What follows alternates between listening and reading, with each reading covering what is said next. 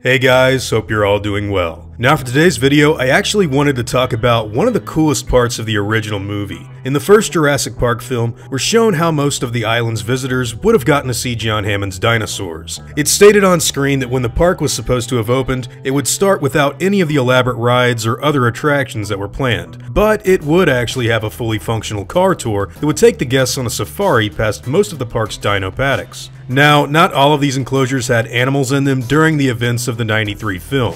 However, if things had originally gone as planned, we actually know exactly what kind of creatures we'd have gotten to see during a Jurassic Park tour when the resort was open to the public. Due to Nedry's terrible sabotage of the park's security systems and the sudden hurricane that ravaged the island that fateful night, we unfortunately wouldn't get to see the whole tour in the first movie. But with the knowledge that we can gather from park maps, official dinosaur lists, and on-screen confirmations, I think we've got a pretty good idea on what it would have been like to visit Jurassic Park.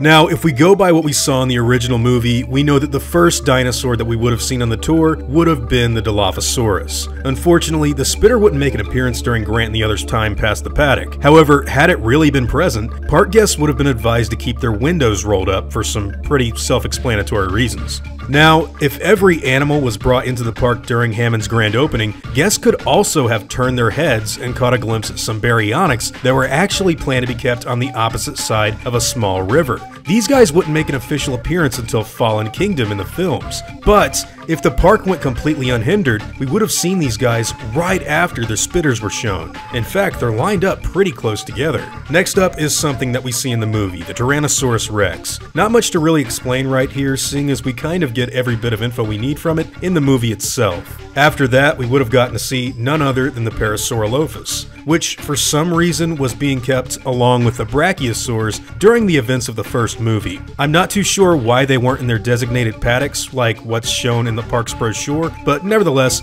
it looks like we were supposed to see them by themselves when the park was eventually opened. Now, right before we get to see the trike, the car would actually drive past the elusive Metriacanthosaurus. Confirmation of this guy being bred for Nublar is factually seen in the film itself, but sadly it has never made a physical appearance in any of the 5 films released for the series, which is kinda sad if you ask me.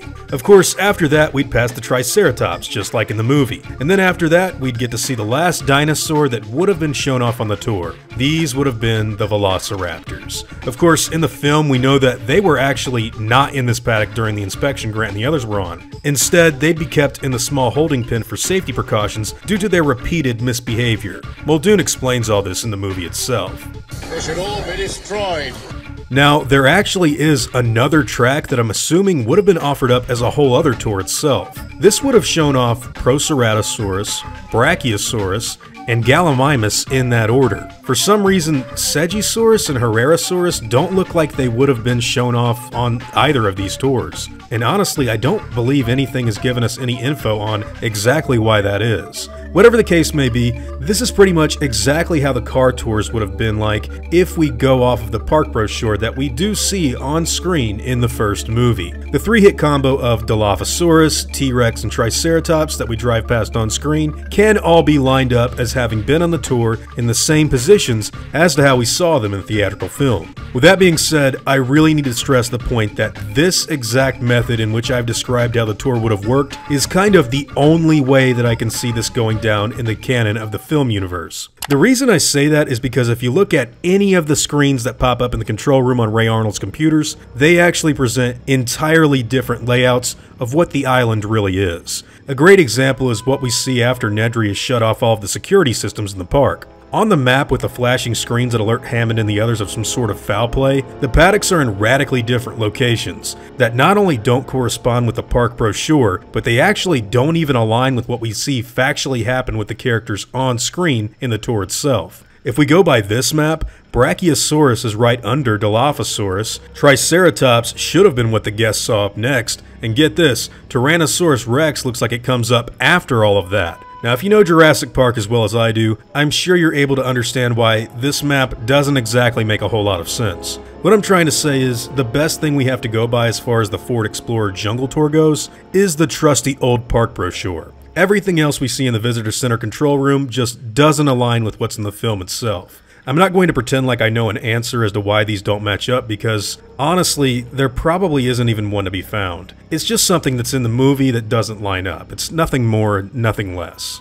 With that being said, I'd love to know what dinosaurs you all would have personally loved to have seen on the tour. Dilophosaurus and Triceratops look like they may have been kinda hard to spot on an average day. And I know the same can be said for T-Rex, but man, would I have loved to have seen a Rex in that environment. If she didn't come out to eat, I guess my second choice would have to be the Metriacanthosaurus. Mainly because we still haven't seen one in the movies just yet. But hey, those are all just my own personal choices. I'm sure all of you guys have different answers. This would have been kind of a short tour going by how long we see it in the movies, so maybe they would have started up that other one with the Brax and Galleys right after. Anyways, whatever your own opinions may be, I'd love to hear them in the comments down below. Now before I go, I want to thank all of my game wardens, as well as all of my InGen executives. I'd also like to thank all of my park workers and InGen hunters as well. Just the fact that you guys watch these videos and support my content means the world to me, and I want to make sure that all of you never forget that. Now I'd like to thank everyone for taking the time to watch today's video, and hope that you all had fun. I'll see you all in the next one, guys, and as always, take it easy.